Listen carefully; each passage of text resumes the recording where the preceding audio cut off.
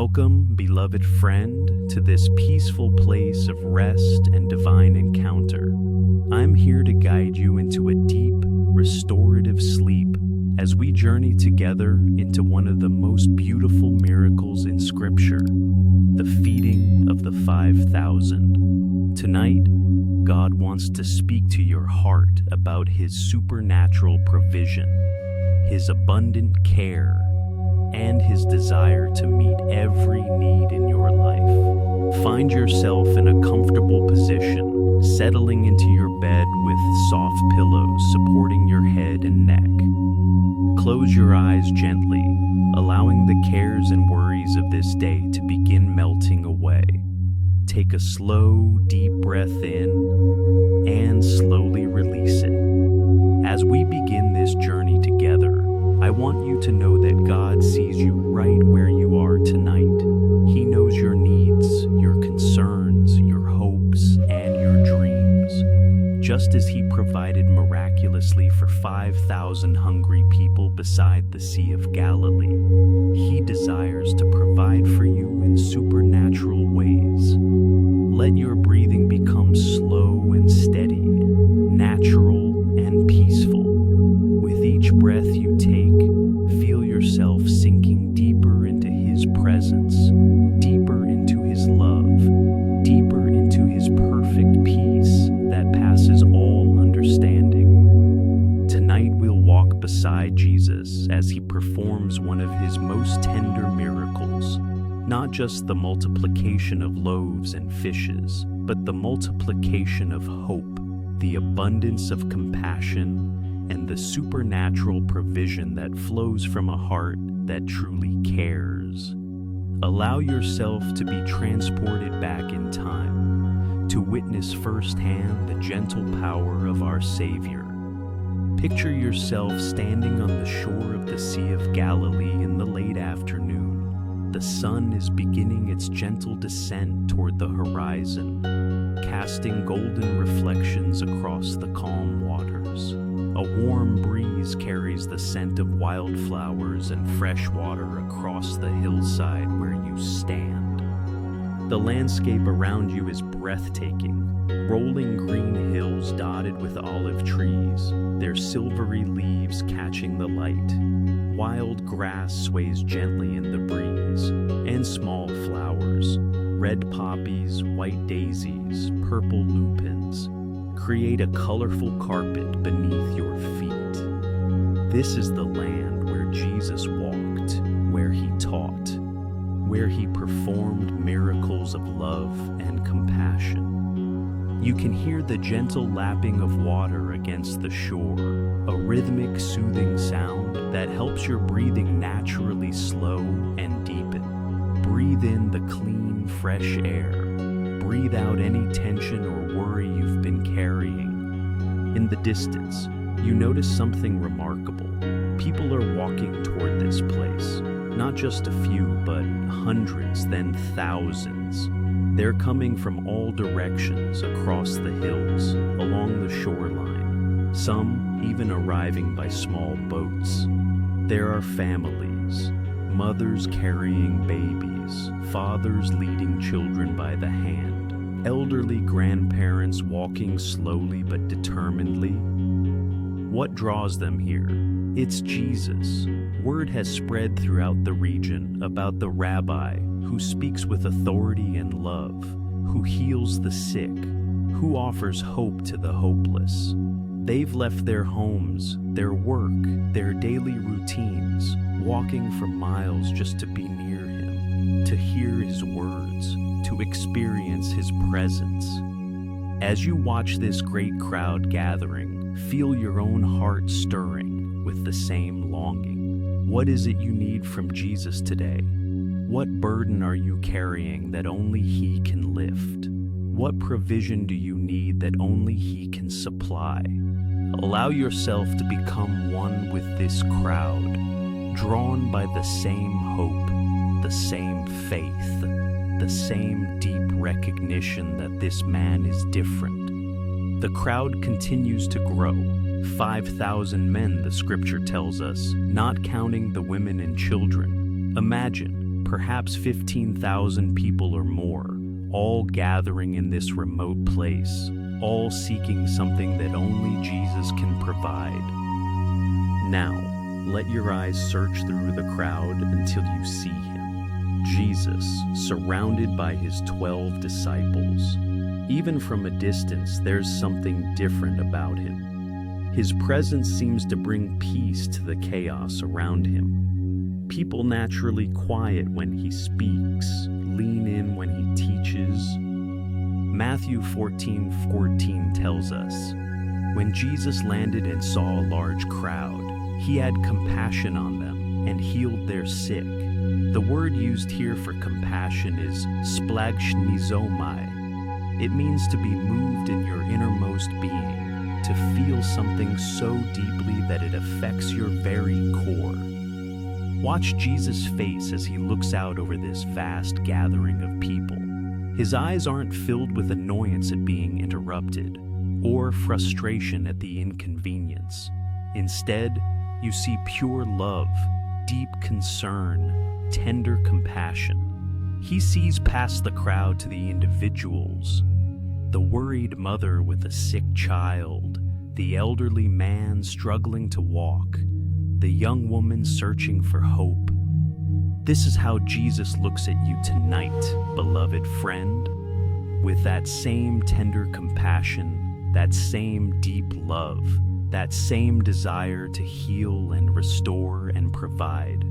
Whatever need you're carrying in your heart, whatever burden weighs on your spirit, he sees it with perfect understanding and infinite care. As the afternoon progresses, you watch something beautiful unfold. Jesus doesn't just teach, he touches. He doesn't just preach, he heals. One by one, people are brought to him. A man with a withered hand stretches it out and watches in amazement as it becomes whole. A woman bent over with sickness stands straight and tall. A child with fever feels the heat leave his body. The healing continues for hours. Jesus never grows tired, never becomes impatient, never turns anyone away. Each person who comes to him receives his full attention, his complete care, his perfect love. This is the heart of your Savior, always giving, always loving, always providing exactly what is needed. As you witness these miracles of healing, feel your own heart beginning to heal. Perhaps there are wounds in your spirit that need his touch, areas of brokenness that only he can restore. Allow his compassion to wash over you like a gentle wave, bringing healing to every hurt, restoration to every broken place. The crowd presses closer, eager to hear every word he speaks. Listen as his voice carries across the hillside, strong yet gentle, authoritative yet kind. He speaks of God's kingdom, of his Father's love, of hope for the weary and rest for the heavy laden. "Come to me, all you who are weary and burdened," you hear him say, "and I will give you rest. Take my yoke upon you and learn from me, for I am gentle and humble in heart, and you will find rest for your souls." These words seem to float directly to your heart, offering the very peace you've been seeking. As the sun begins to sink lower in the sky, painting the hillside in shades of gold and amber, you notice the disciples gathering around Jesus. Their faces show concern. Their voices carry a note of urgency. They've been watching the crowd all day, and now they're thinking practically about the situation. You can hear their conversation as they approach Jesus. Peter, always quick to speak, steps forward first. "Master," he says, looking out over the vast crowd, "it's getting late, and we're in a remote place. These people need to eat, and there's nowhere around here to buy food. Don't you think we should send them away to the villages so they can find something to eat?" The other disciples nod in agreement. James and John exchange worried glances. Matthew looks at the crowd and shakes his head, trying to count the impossible number of people. Thomas, ever the skeptic, mutters about the impossibility of feeding such a multitude. They see a problem that seems insurmountable, a need that appears too great to meet. How often do we find ourselves in the same place as these disciples, looking at our circumstances, our challenges, our needs, and seeing only impossibility? The bills that seem too large, the problems that appear too complex, the hurts that feel too deep to heal. We look at what we have, our limited resources, our finite abilities, our small faith, and we can't imagine how God could possibly provide. But watch Jesus' response. He doesn't share their anxiety or their fear. Instead, he looks at them with patient love, as a teacher might look at students who haven't yet learned the lesson. There's something in his eyes, a quiet confidence, a peaceful assurance, a knowing smile that suggests he already has a plan. They don't need to go away, Jesus says simply. His voice is calm, unhurried, filled with quiet authority. You give them something to eat. The disciples stare at him in amazement. You give them something to eat? With what? Where could they possibly find enough food for such a crowd? Philip, ever the practical one, quickly does the math. It would take more than half a year's wages to buy enough bread for each one to have just a bite. His voice carries a note of incredulity. Andrew, Simon Peter's brother, has been searching through the crowd, and he steps forward with a slight shake of his head.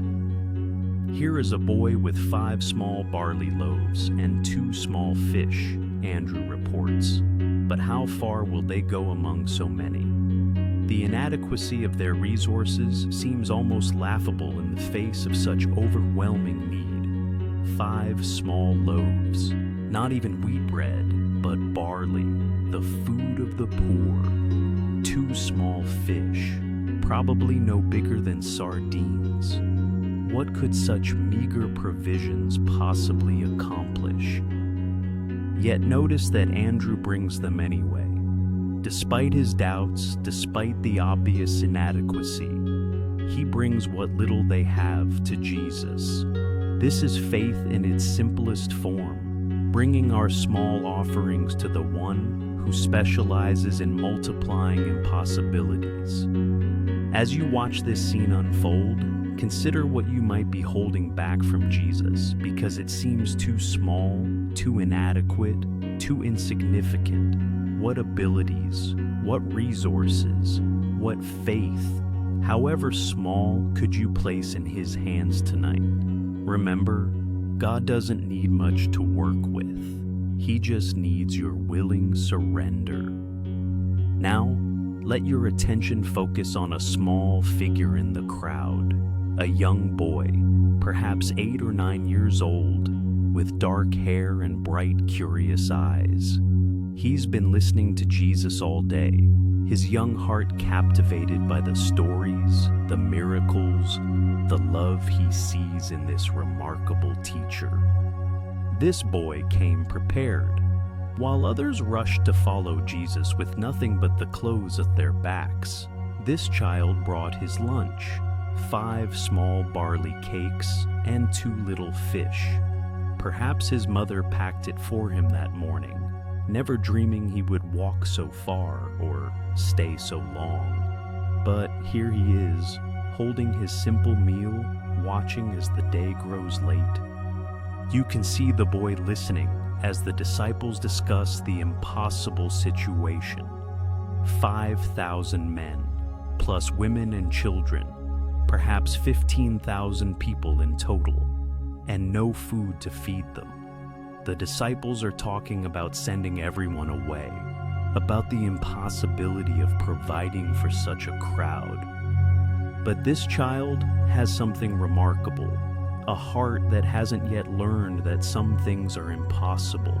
He looks at his small lunch, then at Jesus, then back at his lunch. In his young mind, perhaps the solution seems obvious. Jesus has been doing impossible things all day, healing the sick, teaching with authority, performing miracles. Why couldn't he do something with a simple lunch?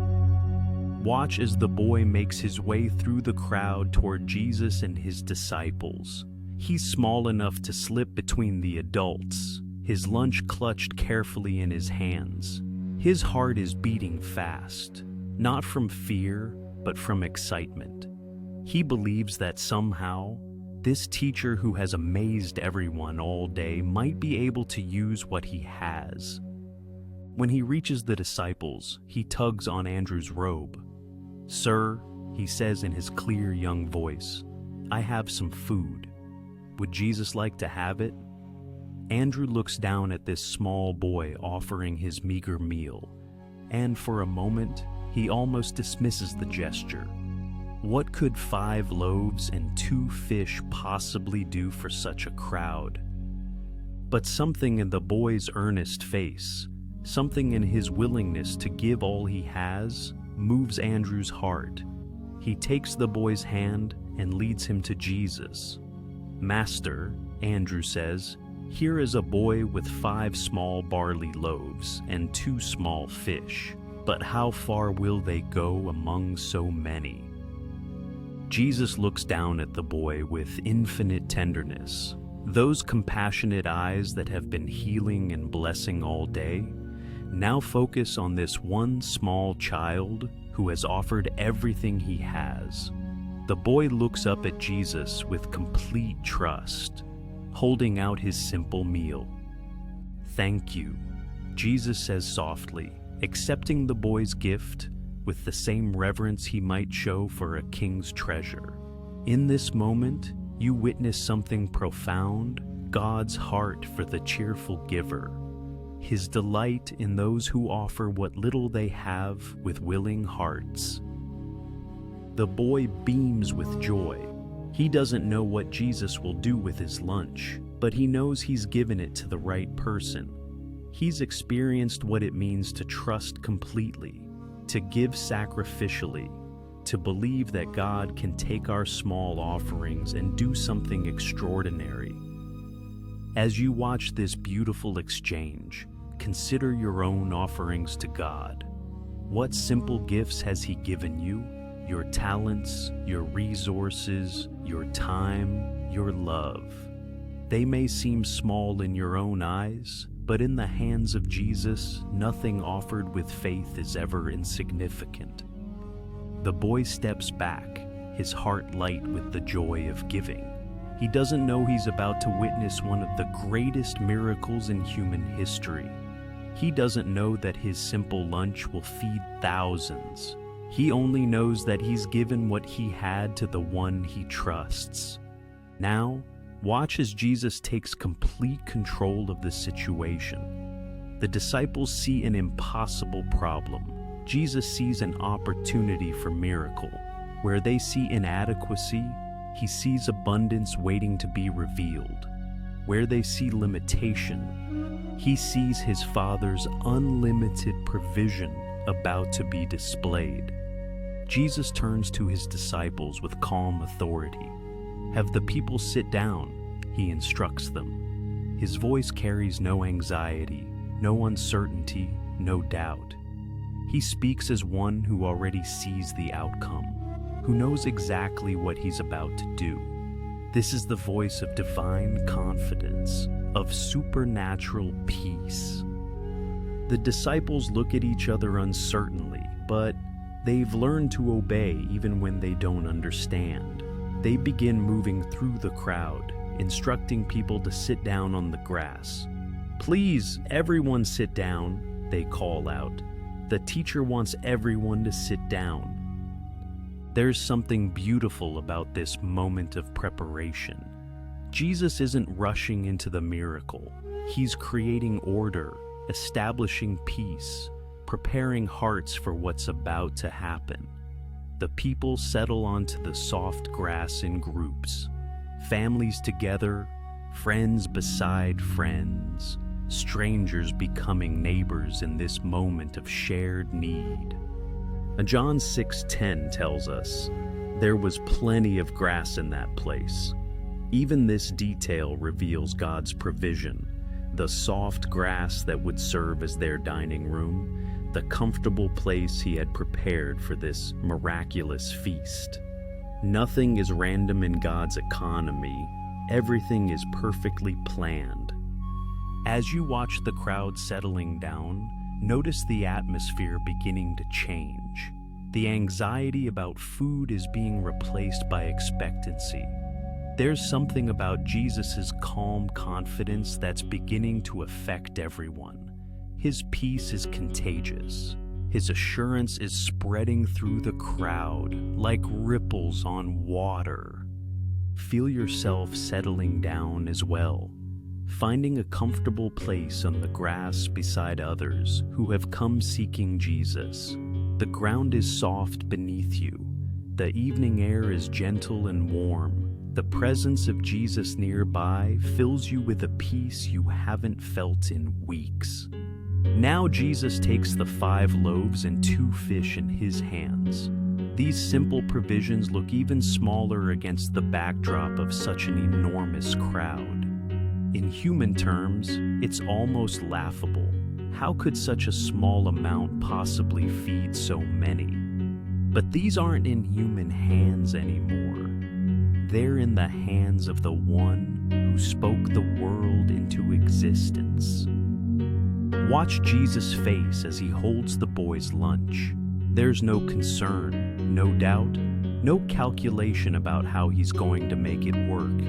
Instead, you see quiet thanksgiving, deep joy, perfect confidence in his Father's provision. He's about to demonstrate one of the most fundamental truths of the kingdom. God's resources are unlimited. His provision is supernatural. His abundance is beyond human comprehension. "Bring me the loaves and fish," Jesus had said earlier to his disciples. Not, "Let's see what we can do with these." Not, "This probably won't work, but let's try." Simply, confidently, "Bring them to me." This is the heart of faith, bringing our inadequate resources to the one who specializes in making much from little. The crowd falls silent as they watch Jesus with their simple meal. Something in his demeanor, something in the reverent way he handles their food, tells them that something extraordinary is about to happen. Even the children stop fidgeting and watch with wide eyes. Now comes one of the most beautiful moments in this entire miracle, Jesus' prayer of thanksgiving. Before he performs this impossible feat, before the multiplication begins, before the miracle unfolds, he stops to thank his Father for the provision that already is. Jesus lifts his eyes toward heaven, and in that simple gesture, you see something profound. He's not looking to the crowd for approval, not to the disciples for permission, not to circumstances for encouragement. He looks to his Father, the source of all provision, the God of abundance, the one who never fails to care for his children. My Father, Jesus prays, his voice carrying clearly across the quiet hillside, I thank you for your provision. I thank you for your abundant grace. I thank you for caring for your people with such tender love. His prayer isn't a request for a miracle. It's a declaration of faith, a statement of absolute confidence in his Father's character. Listen to the tone of his prayer. There's no pleading, no begging, no doubt. Instead, there's quiet confidence, deep gratitude, perfect trust. He's thanking God for what he knows is about to happen, demonstrating one of the most powerful principles of faith. thanking God before you see the answer. As Jesus prays, you can feel something shifting in the atmosphere around you. The very air seems to shimmer with expectancy, with the presence of the supernatural about to break into the natural world. This is what happens when perfect faith meets unlimited power. Miracles become inevitable. The crowd watches in hushed reverence as their teacher prays. Even those who don't fully understand who he is can sense that they're witnessing something holy, something set apart, something divine. The presence of God is settling over this hillside like a gentle, invisible blanket of peace and power. In his prayer, Jesus is modeling something beautiful for us. Before asking God for provision, he acknowledges God's character as provider. Before requesting a miracle, he affirms God's power to perform miracles. Before presenting his need, he expresses his gratitude for God's faithfulness. This is the heart attitude that opens heaven. Blessed are you, Lord our God, King of the universe, who brings forth bread from the earth. Jesus prays, using the traditional Hebrew blessing for bread. Even in this moment of supernatural miracle, he honors the natural rhythms of gratitude, the ancient patterns of thanksgiving that connect earth to heaven. As you listen to Jesus pray, allow your own heart to join in thanksgiving. What provisions in your life have you perhaps taken for granted? What evidences of God's care have become so routine that you've stopped noticing them? Let this moment awaken fresh gratitude in your spirit. The boy who gave his lunch watches with shining eyes as Jesus blesses his simple meal. He's learning something that will stay with him for the rest of his life. When we give what little we have to Jesus with grateful hearts, he receives it as a precious gift and transforms it into something beautiful. Now, watch carefully as the miracle begins to unfold. Jesus breaks the first loaf, and as he does, something extraordinary happens. Instead of diminishing, the bread seems to multiply in his hands. It's not a dramatic, theatrical moment. It's quiet, natural, almost gentle in its supernatural power. He hands pieces of bread to his disciples, and as they take them, they realize there's more in their hands than should be possible. They look at Jesus with wonder, then at the bread in their hands, then back at Jesus. Go, he says simply. Begin feeding the people. Peter takes his portion of bread and fish and starts moving through the crowd. As he breaks off pieces to give to families, he watches in amazement as his supply doesn't diminish. Instead, it seems to increase. The more he gives away, the more he has to give. This defies every natural law he's ever known. John moves in another direction, his hands full of fish and bread. As he places food in the outstretched hands of hungry people, he experiences something that will change his understanding of God's provision forever. The food keeps coming. No matter how much he gives, there's always more. All 12 disciples spread throughout the crowd, and everywhere they go, the same miracle is happening. The bread keeps multiplying. The fish keeps appearing, the provision keeps flowing. What started with 5 loaves and 2 fish is now feeding thousands. Watch the faces of the people as they receive their food. Children clap their hands with delight as they taste the fresh, warm bread. Mothers smile with relief as they see their families provided for. Elderly people weep quietly, remembering God's faithfulness to the children of Israel in the wilderness. The food isn't just adequate, it's abundant. These aren't stale crusts or dry crumbs. This is fresh, delicious bread and perfectly prepared fish. God's provision isn't just enough, it's more than enough. It's not just adequate, it's excellent. This is the nature of divine provision, always exceeding our expectations. As you watch this miracle unfold, consider the provisions in your own life.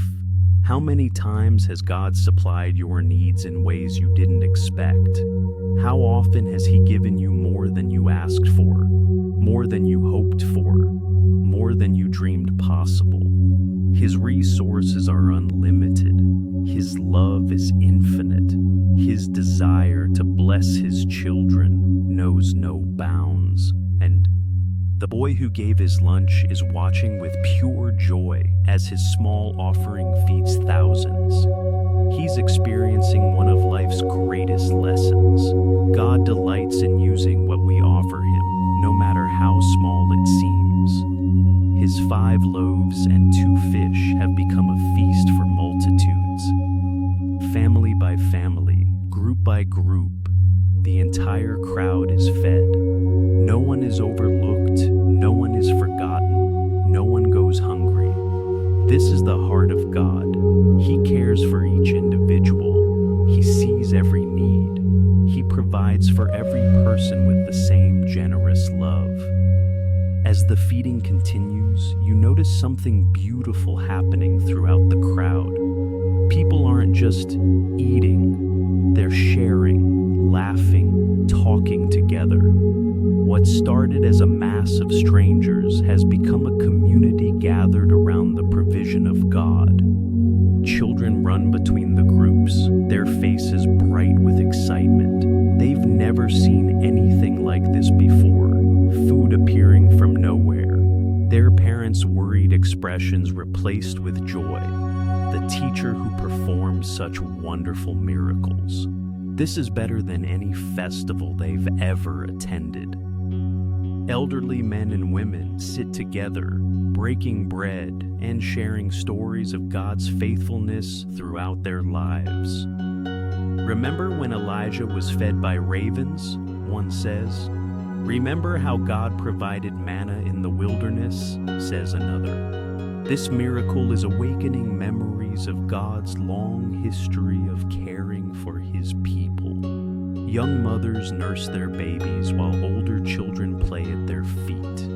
Everyone fed, everyone provided for, everyone experiencing the abundant love of God made tangible through bread and fish. The anxiety of the afternoon has been replaced by the deep satisfaction that comes from experiencing God's perfect timing and unlimited resources. As you sit among these people, eating the miraculous food, taste not just the bread and fish, but the love with which it was provided. This isn't just about physical hunger being satisfied. It's about souls being fed, spirits being nourished, faith being strengthened through the tangible experience of God's care.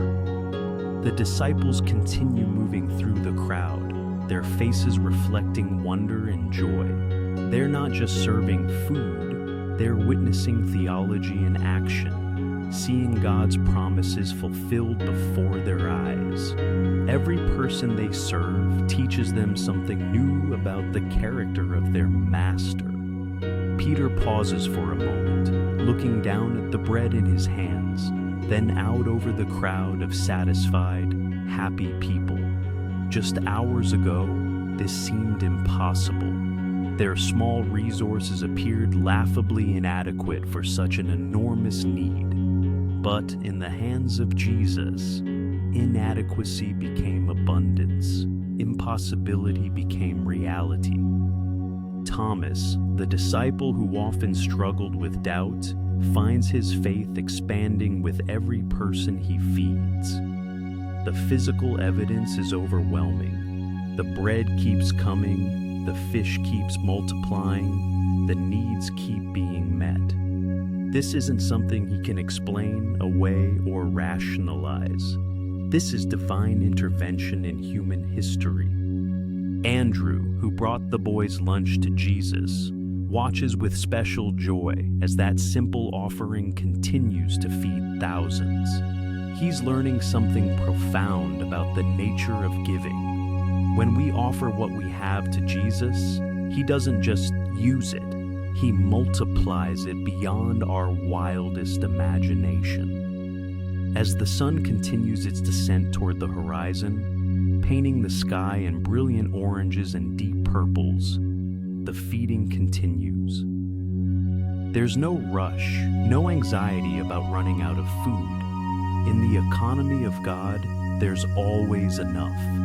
In the provision of heaven, abundance is the rule, not the exception. Watch as families gather closer together, sharing their miraculous meal in the growing twilight. Children curl up against their parents, their small bellies full, their eyes heavy with contentment. Teenagers sit with their friends, their usual restlessness replaced by peaceful satisfaction. The grass beneath you is soft and cool as the evening air begins to settle over the hillside. The gentle sounds of satisfied people, quiet conversation, contented sighs, children's laughter, create a symphony of peace that seems to rise like incense toward heaven. As the meal draws to a close, something remarkable becomes evident. Everyone has eaten their fill, not just a bite or two to take the edge off their hunger, but a full, satisfying meal. The scripture tells us they all ate and were satisfied. In Greek, this word means completely filled, thoroughly satisfied, lacking nothing. Yes, look around at the faces of the people as they finish eating. There's deep contentment in their expressions, the peaceful satisfaction that comes from being thoroughly provided for. Children lean against their parents with full bellies and drowsy smiles. Adults sit back with sighs of gratitude and wonder. This satisfaction goes beyond physical fullness. These people have experienced something that will change their understanding of God forever. They've tasted His provision, witnessed His power, felt His love in the most tangible way possible. Their souls have been fed along with their bodies. The boy who gave his lunch sits near Jesus, his own portion eaten, watching with wide eyes as the miracle continues to unfold around him. He's learned something that will shape the rest of his life. God can take our smallest offerings and create abundance beyond imagination. His willingness to give has resulted in thousands being fed. And as you finish your own portion of the miraculous meal, feel that deep satisfaction settling into your spirit. This isn't just about bread and fish. This is about experiencing the character of God, tasting His goodness, witnessing His abundant love made manifest in practical provision. Notice how the disciples are beginning to realize the full magnitude of what has happened. They've not only witnessed a miracle, they've participated in it. Their hands have been the instruments through which God's provision flowed to thousands of people. They've experienced what it means to be channels of divine blessing. The crowd begins to settle as the meal concludes. Some people stretch out on the grass, their bodies relaxed and satisfied. Others gather in small groups, talking quietly about what they have witnessed. Everyone seems reluctant to leave this place where they've encountered the supernatural provision of God. As twilight deepens, you can see Jesus moving through the crowd, speaking quietly with individuals, laying hands on the sick, blessing children, offering words of comfort and encouragement. Even after performing this incredible miracle, He continues to serve, continues to love, continues to care for each person individually. the disciples begin to understand something profound about their master. This isn't just someone who can perform miracles when necessary. This is someone who lives in constant connection with the Father's heart of provision. What seems impossible to them is natural to him because he knows the unlimited resources of heaven. Young parents hold their sleeping children, marveling at the day they've experienced. These little ones will grow up with stories of the day they were fed by a miracle, the day they tasted bread that multiplied in the hands of Jesus. Their faith will be shaped by this experience of God's tangible care. Elderly believers sit in quiet reverence, their minds connecting this miracle to the stories they've heard all their lives.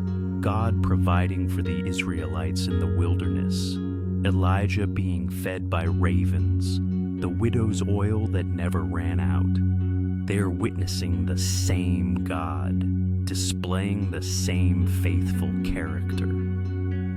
As the crowd finishes eating, Jesus turns to his disciples with another instruction that seems almost impossible given what they have just witnessed. Gather the pieces that are left over, he says. Let nothing be wasted. Even in the midst of miracle, even in the abundance of supernatural provision, nothing should be taken for granted or carelessly discarded. The disciples spread out through the crowd again, this time collecting the leftover food. As they move among the satisfied people, they're amazed by what they find. Not only was everyone fed completely, but there are leftovers, abundant leftovers. Watch as they fill basket after basket with the remaining bread and fish. These aren't small scraps or tiny crumbs. These are substantial pieces, enough to feed many more people. The miracle didn't just provide enough. It provided more than enough, an abundance that exceeded the need. John counts as he fills his basket. 1, 2, 3. The bread keeps coming. The fish keeps appearing. By the time he's gathered all the leftovers in his section, his basket is overflowing. He looks around and sees the other disciples having the same experience. Every basket is full to the brim. The boy who gave his original lunch watches with wonder as the disciples collect 12 full baskets of leftover food. 12 baskets, one for each disciple, as if Jesus wanted each of them to have a tangible reminder of what happened when they brought their inadequacy to his abundance. As you watch this gathering process, consider the deeper meaning of these leftovers. In God's economy, there's never just enough. There's always more than enough. His provision doesn't just meet our needs, it exceeds them. His resources don't run out, they overflow. The disciples arranged the 12 baskets in front of Jesus, each one full of bread and fish that shouldn't exist according to natural law. These leftovers are proof that the miracle was real, evidence that God's provision is not only sufficient but abundant, not only adequate but excessive. Peter stares at his full basket, then at the others, then at Jesus. "Master," he says quietly, "we started with 5 loaves and 2 fish. Now we have 12 full baskets of food. How is this possible?"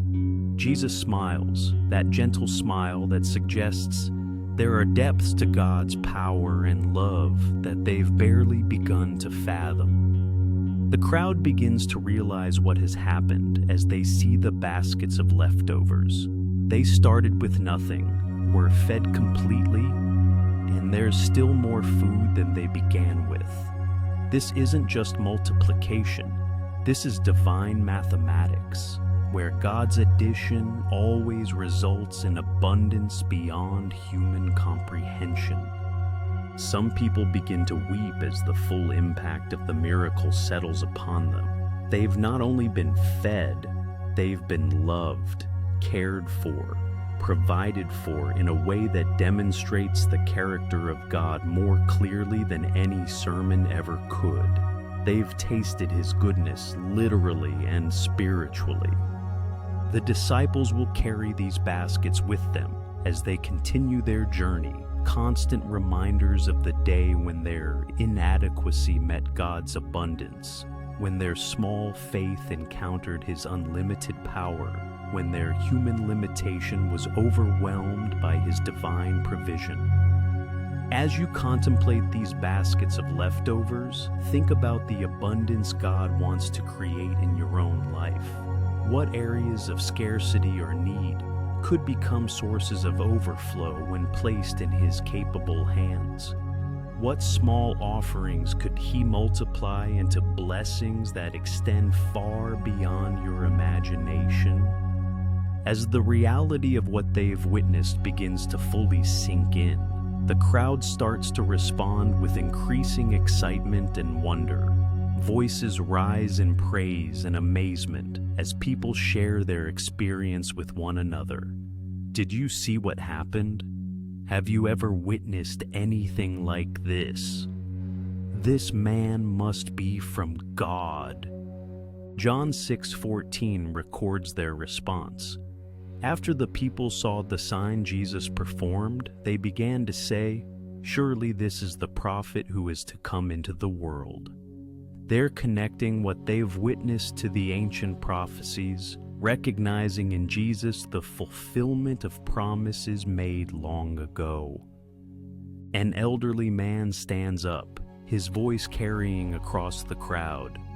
Moses gave our ancestors bread from heaven in the wilderness, but this man has given us bread right here, right now. His words stir others to remembrance of God's faithfulness throughout history, of his pattern of providing for his people in miraculous ways. A mother lifts her child high, her voice filled with joy. "My little one was hungry, and now he's satisfied. We came with nothing, and we're leaving with full bellies and full hearts." Her testimony sparks others to share their own experiences of God's provision through Jesus.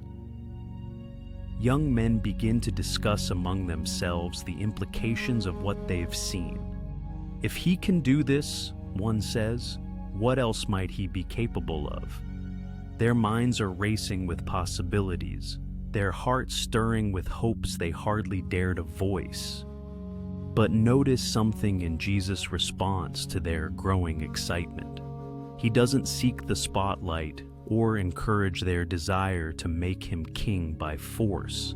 Instead, he quietly begins to withdraw, knowing that true understanding of his mission will come through the Spirit, not through political revolution. Watch as some in the crowd begin to organize, their voices growing louder with excitement. "This is the one," they cry. "This is the king we've been waiting for. Someone who can provide for our needs, who can solve our problems." But Jesus recognizes that their understanding is still incomplete, their motivation still earthly. The disciples sense the shift in the crowd's energy and move closer to Jesus. They have learned to read his expressions, and they can see that he's preparing to leave this place. The miracle is complete, the people are fed, but the deeper spiritual lesson will take time to penetrate their hearts. As you observe this scene, consider how often we might respond to God's provision with our own agendas rather than with simple gratitude and worship. The crowd wants to make Jesus their earthly king, but he came to establish a different kind of kingdom, one that exists in hearts surrendered to his love. The boy who gave his lunch remains close to Jesus, his young heart understanding something that many adults are missing. He's not thinking about kingdoms or politics. He's simply amazed by the kindness of the teacher who received his gift so graciously and used it to bless so many people. Jesus speaks quietly to his disciples. and they begin to understand that it's time to leave. The crowds are growing more excited, more insistent, and Jesus knows that their current understanding would lead them in the wrong direction. True kingdom work requires hearts that are humble, not political movements driven by earthly desires. As you imagine Jesus in that quiet place of prayer, feel your own spirit drawn to that same intimacy with the Father. The same God who provided for 5,000 people through 5 loaves and 2 fish is waiting to commune with you in the quiet places of your heart. The stars above are brilliant in the clear night sky, and Jesus lifts his eyes to them as he prays. These are the same stars he spoke into existence, the same heavens that declare his glory, the same cosmic display that reminds us of the vastness of God's power and the intimacy of his love. In his prayer, Jesus likely reflects on the day's events, the compassion he felt for the hungry crowd, the joy he experienced in providing for their needs, the satisfaction of seeing his Father's love made tangible through bread and fish. But he also prays about the deeper needs of the people, their spiritual hunger, their need for eternal bread. Listen with your heart as Jesus prays, his voice carried on the gentle night breeze. He's thanking his Father for the privilege of serving, for the power to perform miracles, for the opportunity to demonstrate divine love through practical provision. His heart is full of gratitude and joy. As you rest in this scene of Jesus at prayer, allow your own heart to join his in worship and thanksgiving. What provisions in your life call for gratitude? What miracles, great and small, has God performed on your behalf? Let this be a moment of intimate communion with the God who loves to provide for his children. The night air is cool and peaceful, carrying the scents of wildflowers and fresh grass. In the distance, you can still hear the quiet sounds of the crowd below. But here in this place of prayer, there's perfect peace, perfect stillness, perfect connection between heaven and earth. Below on the hillside, some people are settling down to sleep right where they are, reluctant to leave the place where they've experienced such miraculous provision. They use their cloaks as blankets, pillowing their heads on their arms, their hearts still full of wonder at what they've witnessed. The disciples have gone down to the shore of the lake, following Jesus' instruction to cross to the other side while he prays. They're still processing everything they've experienced, still marveling at the baskets of leftover food that serve as tangible proof of the impossible day they've lived through. As you rest in this peaceful nighttime scene, let your mind reflect on the deeper truths revealed through this miraculous feeding. This wasn't just about satisfying physical hunger. It was a profound revelation of God's character, his methods, his heart for his people. Consider first the principle of inadequate resources becoming abundant provision. The disciples saw 5 loaves and 2 fish and calculated impossibility. Jesus saw the same 5 loaves and 2 fish and saw opportunity for miracle. The difference wasn't in the resources, it was in whose hands held them. Think about your own life tonight. What situations feel impossible to you right now? What needs seem too great for your resources? What challenges appear insurmountable from your human perspective? Remember the lesson of this hillside. When placed in Jesus' hands, inadequacy becomes abundance. Notice how the miracle began, with someone willing to give everything they had. The boy didn't give part of his lunch and keep part for himself. He didn't calculate whether 5 loaves and 2 fish could make a difference for 5,000 people. He simply gave all he had with a trusting heart. This teaches us something beautiful about the nature of giving. God doesn't need our gifts because he lacks resources. He invites our giving because it connects us to his heart and his work. When we give, we become partners with him in blessing others, participants in his miraculous provision. Reflect on the fact that everyone was not just fed, but satisfied. In God's provision, there's never just barely enough. His resources don't run out at the last minute, leaving some satisfied and others hungry. When he provides abundantly, completely, perfectly. Think about the 12 baskets of leftovers, one for each disciple who had doubted that the small lunch could feed the crowd. God's provision doesn't just meet the need, it exceeds it. His abundance leaves evidence of his goodness, reminders of his faithfulness, proof of his care. Consider how this miracle reveals God's heart for community. He didn't just create food from nothing and distribute it individually. He used the disciples as his instruments of provision, creating a beautiful picture of the body of Christ, serving one another, blessing one another, caring for one another. Notice that Jesus blessed the food before the multiplication began. He gave thanks before the miracle was visible, expressed gratitude before the abundance appeared. This teaches us about the power of thanksgiving, praising God for his provision before we see it with our eyes.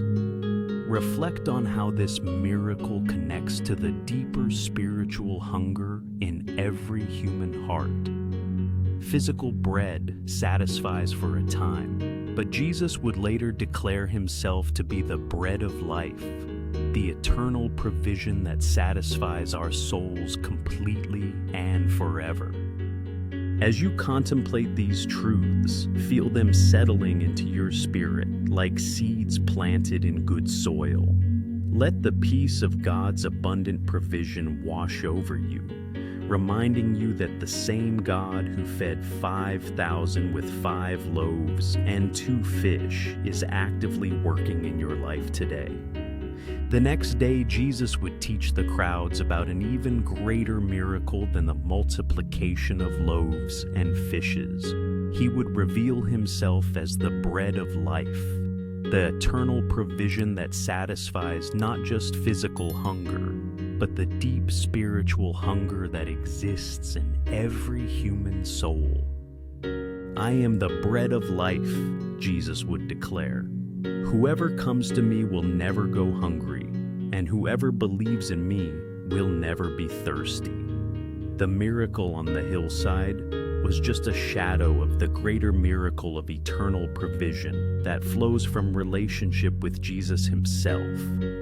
As you rest in this truth tonight, consider the hunger in your own soul, beyond the need for physical provision, beyond the desire for material security. There's a deeper longing in your heart, a longing for meaning, for purpose, for connection with something eternal and unchanging. The boys' lunch fed thousands for one meal, but Jesus offers himself as food for the soul that lasts forever. Physical bread must be eaten daily, but the bread of life, once received, becomes a permanent source of spiritual nourishment, strength, and satisfaction. Think about the times in your life when you've tried to satisfy spiritual hunger with earthly things. Success, relationships, possessions, achievements. All of these may provide a temporary satisfaction, but only Jesus can fill the God-shaped vacuum in your heart completely and permanently. The crowd that was fed on the hillside experienced temporary satisfaction. Their physical hunger was met. Their immediate need was provided for. but the next day they would be hungry again. This is the nature of earthly provision. It meets present needs, but doesn't solve the permanent problem of human longing. But Jesus offers something different. He offers himself as eternal provision, as the answer to every spiritual need, as the satisfaction of every soul hunger. When we receive him as the bread of life, we find a satisfaction that doesn't fade with time or diminish with circumstances. Consider how the miracle of the loaves and fishes reveals God's desire to provide for every aspect of your life: physical, emotional, spiritual, eternal. The same God who cares about your daily bread also cares about your daily peace, your daily strength, your daily joy. As you breathe slowly and deeply, allow the truth of God's comprehensive provision to penetrate your heart. He knows your needs before you ask. He cares about your concerns before you voice them. He's already preparing provision for needs you haven't even recognized yet. The disciples carried baskets of leftover bread and fish, but every believer carries something even more precious: the presence of Jesus himself, the bread of life living within us, providing spiritual nourishment, strength, and satisfaction from the inside out. Rest in this beautiful truth. The same Jesus who multiplied loaves and fishes to feed thousands desires to multiply his presence in your life, to meet every need, satisfy every hunger, and provide every good thing your heart truly requires. He is your abundant provision, your supernatural supply, your eternal satisfaction. Now, as you rest comfortably in your bed, allow the Holy Spirit to make this ancient miracle personal and present in your life today. The same God who provided for 5,000 on a hillside beside the Sea of Galilee is actively providing for you right now, in ways you see and ways you don't see. Think about the provisions in your life that you might take for granted: the air you breathe, the bed you're lying in, the roof over your head, the food in your kitchen, the people who love you. Each of these is a gift from the God of abundance, evidence of his continuous care for you. Consider the ways God has provided for you in the past, the unexpected solutions that appeared just when you needed them, the resources that became available at just the right time, the people who came into your life exactly when you needed their help or encouragement. Perhaps there are areas in your life right now where you're feeling the pressure of insufficient resources, financial needs, health concerns, relationship challenges, emotional struggles. Bring these needs to Jesus tonight, remembering that he specializes in turning inadequacy into abundance. Like the boy with the lunch, offer to Jesus whatever you have: your small faith, your limited resources, your imperfect efforts.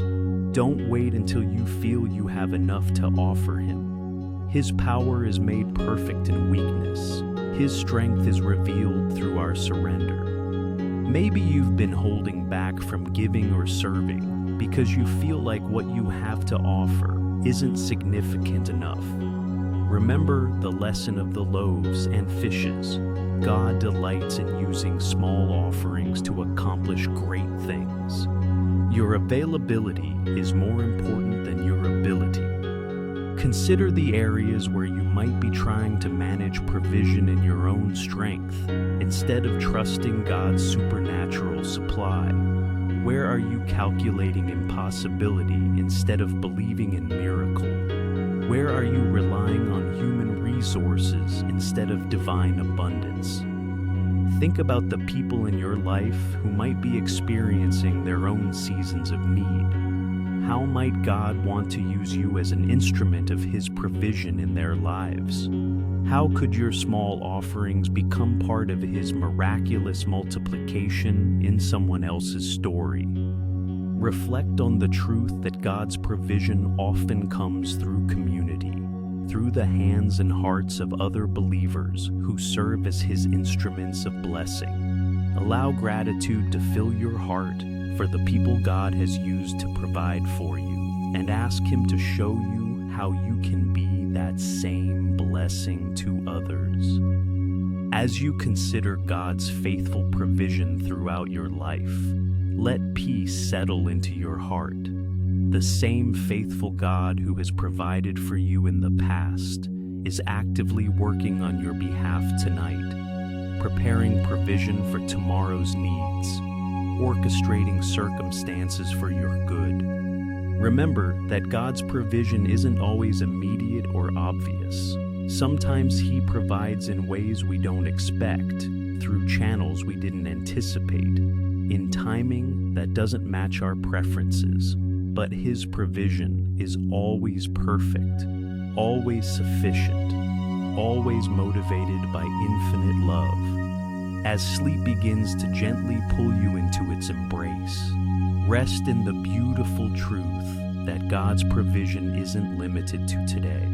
The same God who fed 5,000 with 5 loaves and 2 fish has already prepared provision for every day of your future, every need you'll encounter, every challenge you'll face.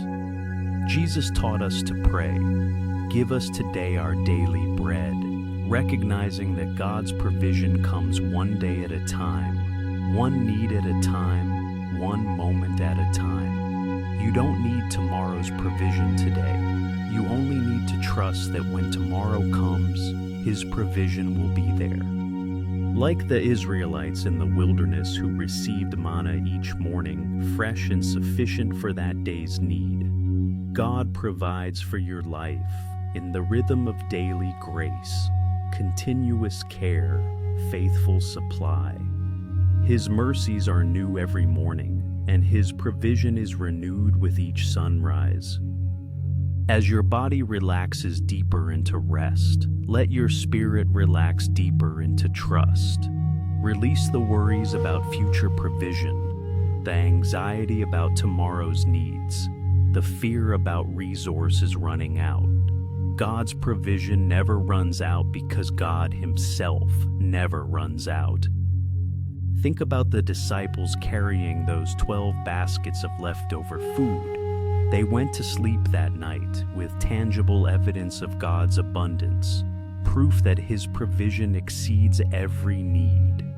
You can go to sleep tonight with the same confidence.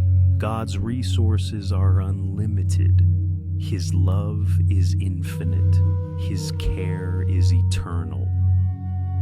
Consider how this miracle reveals God's timing. The people were hungry, and exactly when they needed it most, provision appeared.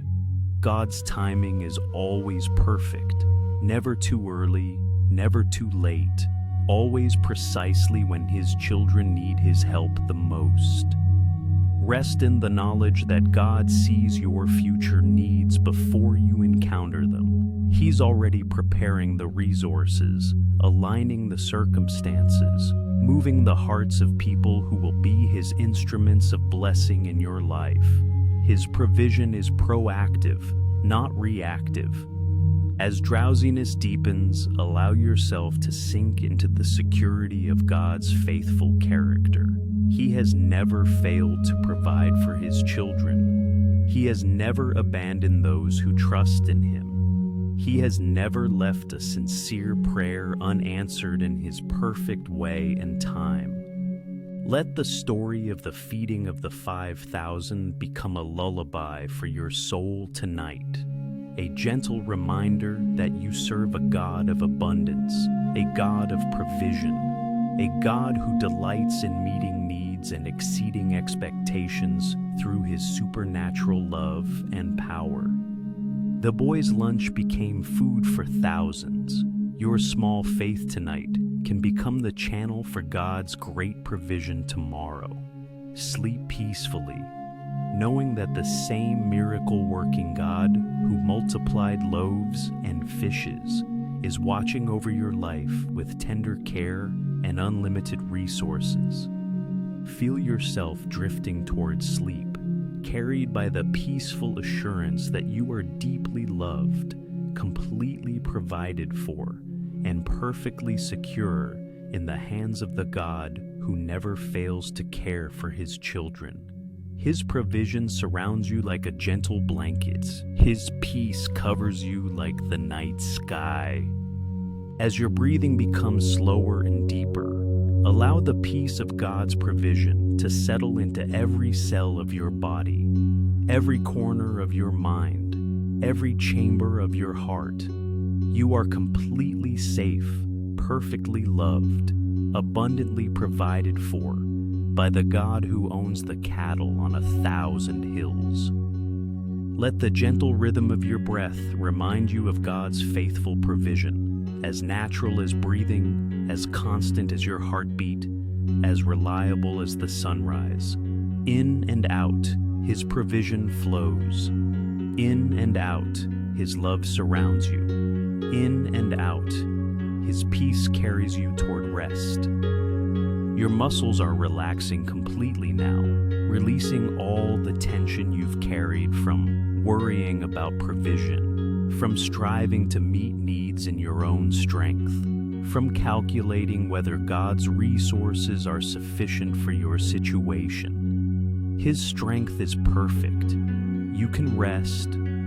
Feel your head sinking deeper into your pillow, supported and comfortable, just as your life is supported by the infinite resources of heaven. The same God who upholds the universe with the word of his power is personally committed to your well-being, your provision, your peace. Your arms and hands rest gently at your sides, no longer grasping for security or striving for provision. In the economy of God's kingdom, receiving happens through rest, not through striving. Provision flows to those who trust, not to those who worry. Allow your legs to become completely heavy and relaxed, trusting that God will carry you forward into every provision he has prepared. You don't need to run ahead of him or lag behind in fear. His timing is perfect. His provision is certain. His love never fails. As sleep begins to claim your consciousness, rest in the beautiful truth that the same God who performed the miracle of the loaves and fishes is actively working in your life tonight. While you sleep, he's preparing tomorrow's provision, orchestrating divine appointments, aligning circumstances for your good. The story of the feeding of the 5,000 becomes part of your dreams now. Dreams of abundance, dreams of provision, dreams of God's limitless love made manifest in practical ways. These aren't just wishful thinking, they're glimpses of God's heart for you. Float peacefully on the sea of God's abundant provision, as calm and secure as the waters of Galilee on that miraculous evening.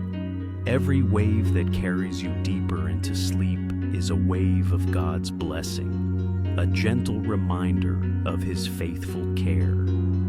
The boy's 5 loaves and 2 fish echo softly in your dreams, a reminder that God can take whatever you offer him and multiply it beyond your wildest imagination. Your small faith, your limited resources, your humble offerings are precious to him and powerful in his hands.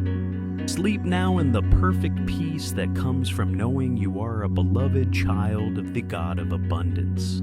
His provision surrounds you, his love covers you, his peace carries you into the deep, restorative rest your body and soul need. You are completely safe, perfectly loved, abundantly blessed. Deeper and deeper into peaceful sleep now, carried by the gentle currents of God's endless love and faithful provision. Your mind releases all thoughts of worry, all calculations of inadequacy, all fears about tomorrow's needs. God's provision is certain. His love is constant. His care never ends. In your sleep, you can sense the presence of Jesus, just as real as he was on that hillside beside the Sea of Galilee. His compassionate eyes watch over you with the same tenderness he showed to the hungry crowd, the same love he demonstrated through miraculous provision. Your breathing is slow and natural now, each breath a prayer of trust, each exhale a release of anxiety. The God who breathed life into Adam's lungs is breathing his peace into your spirit, his provision into your circumstances, his blessing into your dreams. Sleep carries you to green pastures and still waters, to places of provision and peace where the Good Shepherd leads his beloved sheep. You lack nothing in his care. You want for nothing in his love. You fear nothing in his protection. The miracle of multiplication continues in your dreams, not just loaves and fishes, but multiplication of peace in your heart, joy in your spirit, strength for tomorrow's journey. God's provision isn't just about material things. It's about every good gift your soul requires. Floating in the deep waters of God's provision, supported by his everlasting arms, carried by his unfailing love. Every current in these waters flows toward blessing. Every wave carries you closer to his heart. Every breath draws you deeper into his rest. The boy's willing gift echoes through your dreams like a gentle song, a reminder that generosity opens the door to miracle, that surrendered resources become multiplied blessings, that God delights in using willing hearts to accomplish impossible things. Sleep peacefully in the certainty that the same miraculous power that fed 5,000 is actively working in your life, preparing provision you haven't imagined, orchestrating blessings you haven't dreamed, arranging circumstances for your ultimate good. Your body finds the deep, restorative rest it needs, replenished by the peace of God that surpasses understanding. Your mind releases into the care of the one who never sleeps, never slumbers, never stops working on behalf of those who trust in him. Continue to rest in the deepest peace, held securely in the everlasting arms of the God who provides. Time seems to stand still in this place of divine rest, where past provision brings gratitude, present peace brings comfort, and future provision brings hope. In this sacred space of sleep, you're experiencing what the crowd felt on that hillside, the deep satisfaction that comes from being completely provided for by a God who loves perfectly.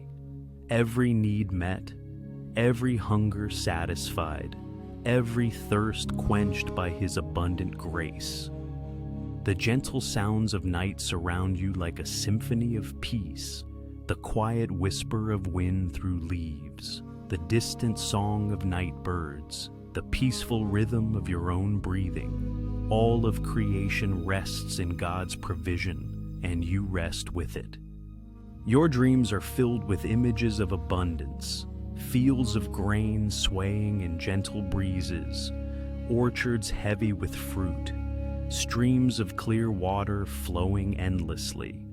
These aren't just symbols, they're reflections of God's heart for you, pictures of his desire to bless and provide.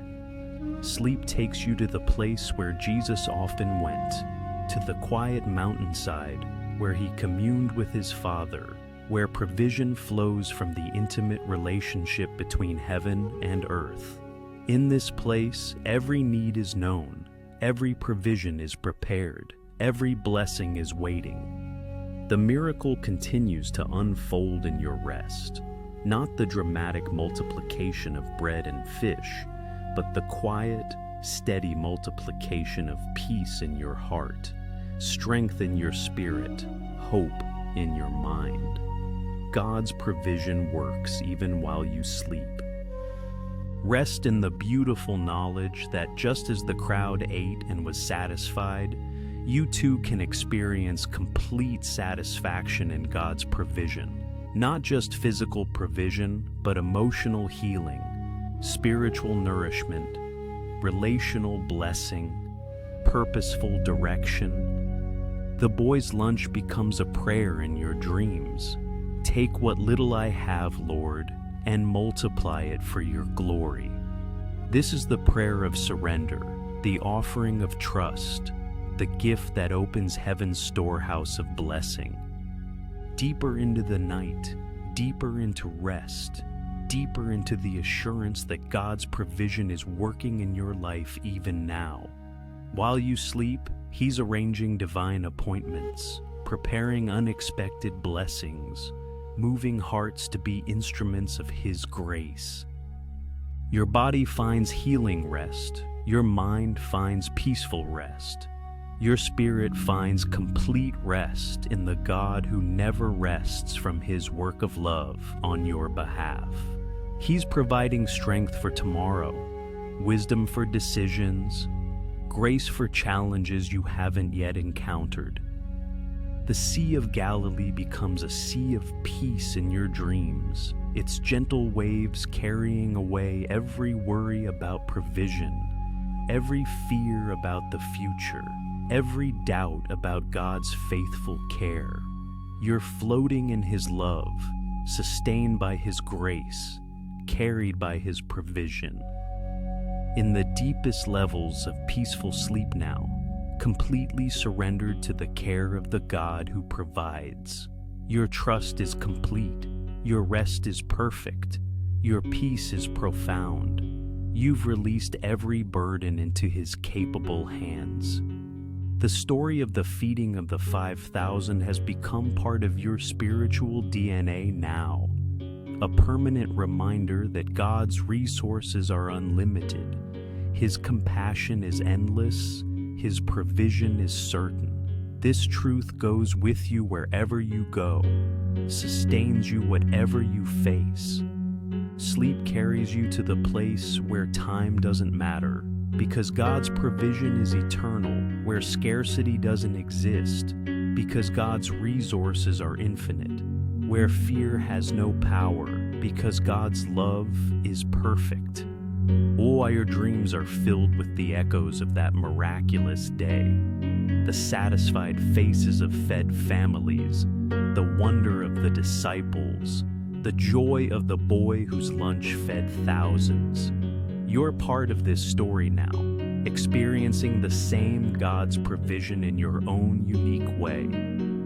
Rest in the truth that God's provision isn't just about meeting needs. It's about demonstrating His character, revealing His heart, expressing His love in tangible ways. Every provision is a love letter. Every blessing is a kiss from heaven. Every miracle is an embrace from your Father. The gentle rhythm of your breathing matches the rhythm of God's faithful provision. Steady, reliable, life-sustaining. Just as your lungs don't worry about the next breath, your spirit doesn't need to worry about tomorrow's provision. God's care is automatic, constant, assured. Sleep takes you deeper into the reality of God's kingdom, where abundance is the rule, not the exception, where provision flows like rivers, not drops, where God's children never lack any good thing because their Father owns everything and shares everything with love. The boy's gift continues to multiply in your dreams, not just into bread and fish, but into every blessing God wants to pour out through your surrendered life. When you give God permission to use what you have, He multiplies it beyond your wildest imagination. Your body is completely relaxed now, every muscle soft and peaceful, every breath deep and easy. You're experiencing the rest that comes from complete trust, the peace that flows from absolute surrender, the joy that bubbles up from certain hope. In this place of deep rest, you're being renewed and restored, not just physically, but spiritually and emotionally. God's provision includes the strength you need for tomorrow, the wisdom for decisions, the grace for challenges, the love for relationships. The hillside beside the Sea of Galilee becomes your spiritual home in these dreams, a place where miracles are normal, where provision is expected, where God's love is experienced in the most practical ways. This is your inheritance as His beloved child. As the night deepens and your rest becomes more profound, let the final lessons of the feeding miracles settle into your heart like seeds that will bear fruit in your waking life. God's provision is not a one-time event, but a lifestyle, a constant reality, a daily experience. The 12 baskets of leftovers remind you that God's provision always includes abundance for sharing. As He provides for you, He also provides through you for others. You're not just a recipient of His grace, you're a channel of His blessing. Sleep peacefully in the knowledge that every sunrise brings fresh provision. Every new day carries new mercies. Every moment offers new evidence of God's faithful care. His provision is as reliable as His character, as constant as His love, as certain as His promises. Your dreams are blessed with the presence of Jesus, who walks through them distributing bread and fish, but more importantly, distributing hope and healing, peace and provision, love and life. He's the same yesterday, today, and forever, always providing, always caring, always loving. Hey, rest in the beautiful truth that you're sleeping under the watchful care of the God who never sleeps, who never takes a break from providing for His children, who never stops working on your behalf. His care is continuous, His love is constant, His provision is perpetual. The boy's willingness to give becomes your own heart's response. Whatever you want to use, Lord, I offer it freely. Whatever you want to multiply, I surrender completely. Whatever you want to provide through me, I give gladly. This is the heart that experiences miracle. As sleep carries you deeper into rest, feel yourself being carried by the same hands that multiplied loaves and fishes, held by the same heart that felt compassion for the hungry crowd, blessed by the same God who delights in exceeding every expectation. Your body finds the deepest level of restorative sleep. Your mind releases into perfect peace. Your spirit soars in the freedom that comes from knowing you're completely provided for by the God of unlimited resources and unchanging love. The miracle of the feeding continues in your life every day, not always dramatically, but consistently. Every breath is a miracle of provision. Every heartbeat is evidence of His care. Every day is proof of His faithful love for you. Sleep now in the complete assurance that you are beloved, provided for, and secure in the hands of the God who feeds the birds of the air and clothes the lilies of the field with such tender care. How much more does He care for you, His precious child? The story becomes a lullaby now, singing you into the deepest rest. 5 loaves, 2 fish, 1 willing heart, infinite God, unlimited provision, abundant blessing, yesterday, today, forever. His love never fails, His provision never ends, His care never stops. Rest, Beloved child of the God of abundance, sleep in his provision, dream in his love, wake in his blessing. The same God who fed 5,000 with 5 loaves and 2 fish has infinite provision prepared for your tomorrow. You are safe. You are loved. You are completely provided for. Or dizi sarfridai.